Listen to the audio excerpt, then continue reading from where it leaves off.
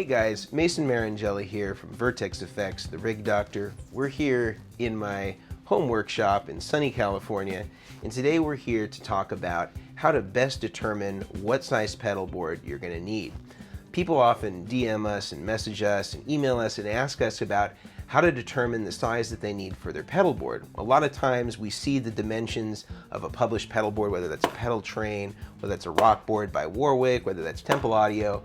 You kind of do a rough measurement, you get the pedal board, and it's not the right size. And even with a lot of the digital tools that are out there with pedal board planners, it doesn't help you account for everything. It doesn't help you account for the size of the plugs that you're going to be using, the DC power cables, where certain routing looms are going to end up if you're using a lot of cables like in a switching context with a MIDI programmable switcher. These are all things that are difficult for those digital applications to predict. So we're going to show you the way that we do it so that you can determine what size pedal board you're going to need. So let's check it out.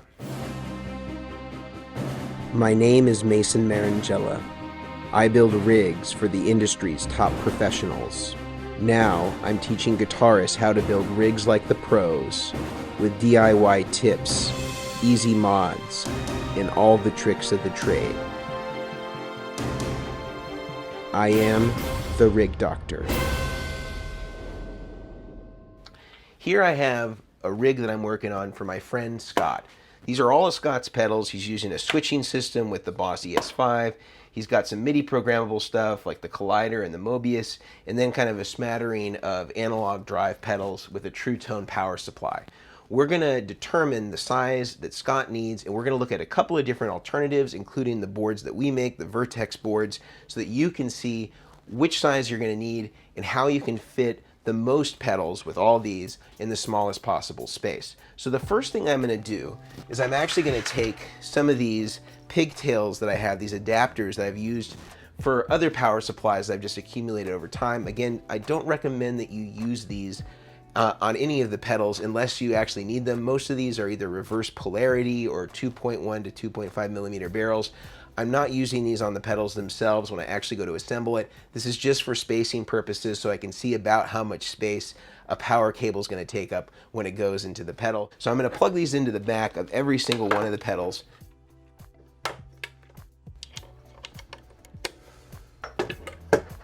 All right, so I've done that. I've put one of those pigtails, again, my exemplar is not what I'm actually going to use, in each one of these pedals for spacing purposes.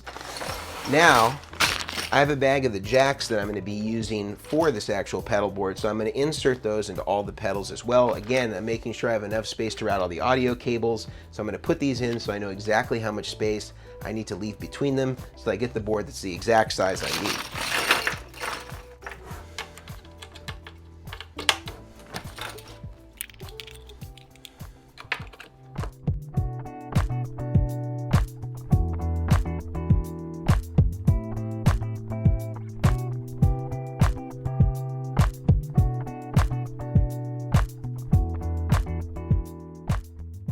So now I have everything plugged in exactly where it needs to be on the pedals themselves. I know the approximate size each one of them is going to take up, and I've kind of laid it out in a rough approximate way that I think I want to have it for Scott's rig. Now, one thing that I should note is I'm keeping the power supply all the way in the corner.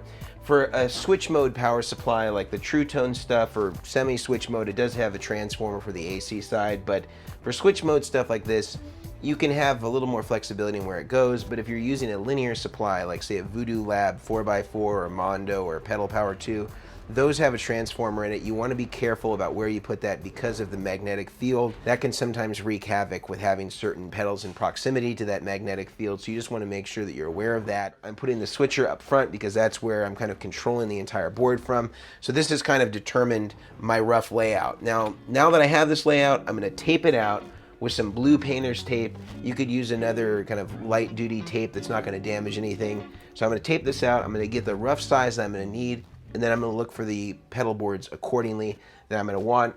I'm going to actually tape it out in two ways. I'm going to tape it out in this way, which is a little bit more square.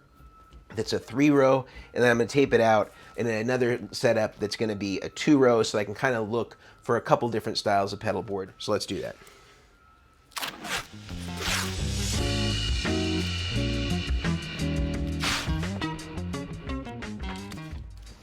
Remember, we're taping out on the outside of those connectors because we want to make sure we have clearance. We don't want anything hanging off the board. That wouldn't be good. All right, so this is sort of iteration number 1. This looks like it's coming in at right about 22 by about 18. So option 1, I'm going to write this down. I'm going to write number 1, and that's 22 by 18. Let's see what this would look like now if we wanted to go to a third row. I'm going to leave this taped out just like this. I'm not going to change that. I'm just going to see what I'd have to do if I wanted to make this into, say, 3 rows instead of 2.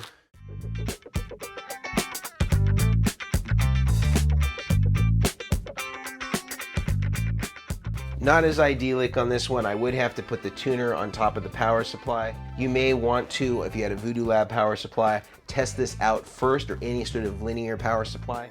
Let's tape this out and kind of see what the alternative size might look like.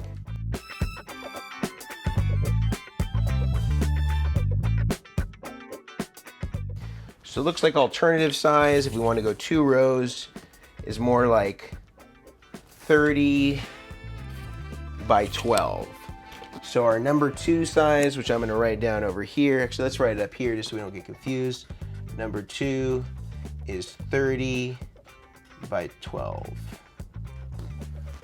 30 by 12. So either one of these sizes is going to accommodate my board. It's going to leave me the amount of space that I need in order to do this. I'm leaning towards more of a square rectangular, or more of a square shape than rectangular shape, a real narrow one. But depending on what your stage spacing looks like, one of these may be preferable for you. So let's check out what our options are in terms of pedal boards from all the different main manufacturers. The first one is the Pedal Train Junior Max. The dimensions on that are 28 by 12.5. Another option is the Rockboard Quad. And the other one is the Temple Audio Duo 34, 34 inches by 12.5. Now what does that look like, you might ask? Well, I've taped it out on the floor of my workshop here so I can actually see what the pedals might look like in the actual sizes that exist pre-made that could potentially fit this many pedals. Now again, these are the closest that I could find to the actual dimensions that we taped out, assuming this is either going to be a 2-row or 3-row board. So let's see what they look like. Let's start with the Rockboard 24.5 by 16. Now one benefit on this one is you could actually put the power supply underneath if you're using a switch mode power supply. So let's just presume for now that we're going to actually leave that off because we're not going to need it on the board.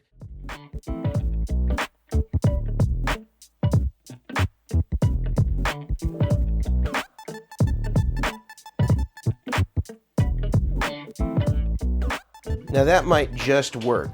It's actually pretty tight. I do have a lot of room here to wire in cables, but I actually don't have very much room, and if I did have the power supply on there, I think it would actually be too small of a board. So this barely fits. I think there is enough room. I certainly have enough space here to route these, not put a lot of stress on those, but I would say that it is a little bit tight.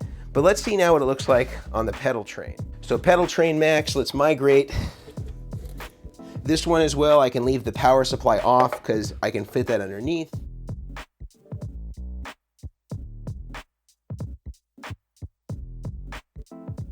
This seems to be the best fit so far, but let's see what happens if we take it to the Temple Audio Duo 34. Move everything down.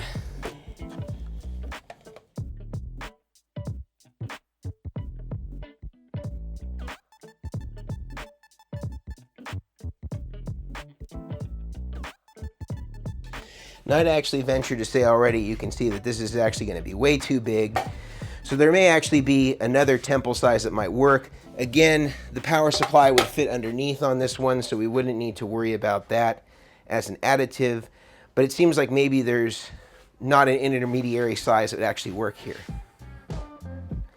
But what if I told you that there was actually a solution that existed that would remove all 3 of these options? It would actually give you the depth of the wider pedal board, the 2-row pedal board, the 12-inch, in the width of the more square pedal board, the 22-inch. With our new pedal board systems, we have hinged risers that actually build up a 3rd row so that you actually don't have to go deeper on your pedal board. So let me show you what that looks like. Here's an example of our Travel Compact pedal board. It's 22 inches by 11 inches deep. So it's actually smaller. It's sitting inside of the actual taped out area on here. So it actually eliminates this area out here completely. And it eliminates this area here. Now, how do we fit all this stuff on this board? Well, let's look. Power supply is going to actually physically be on the board. It's going to live underneath. Switcher is going to live right on top there, right in the corner like it did before. Tuner is going to go nice and close. Mesa Boogie high wire, we want that nice and accessible. Underneath the bridge, I'm going to keep the Keeley, the RC. So the Keeley, the RC, I think let's put the steel string under here. That's a better fit. So I got Keeley, RC, and I got the steel string underneath the bridge. Everything here. Then I'm gonna go top side. I'm gonna have Morning Glory, Ultraphonics. Check out this beauty. Mobius and Collider. Check that out.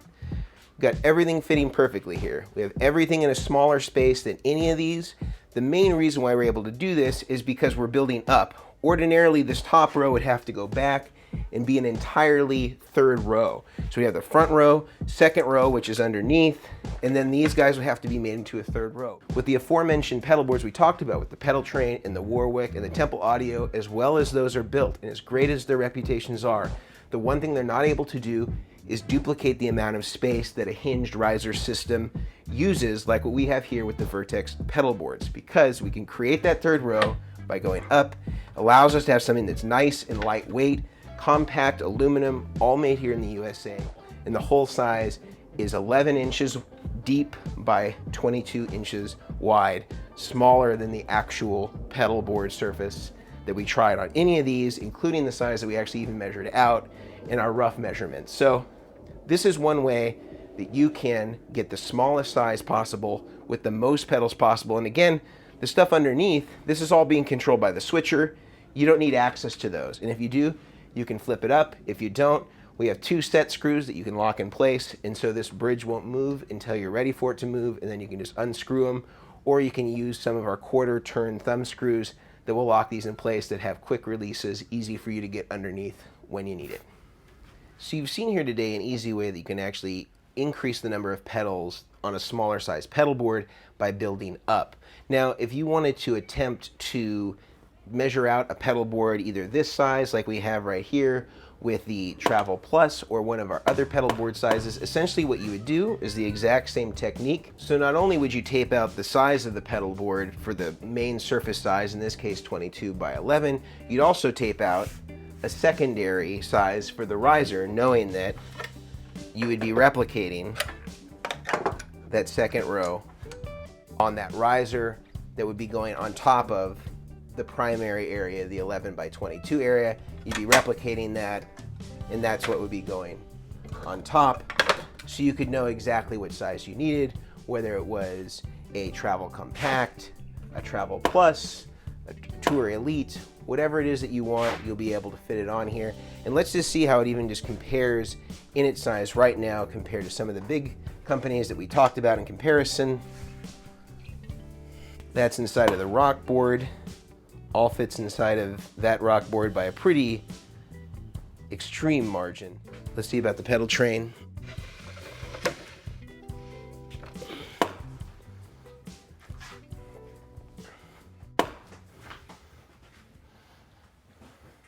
So that is how you determine your pedal board size. Whether you're going to use one of our rigs, a Pedal Train, a rock board, a Temple Audio, it's like pizza. All pedal boards are great in my opinion.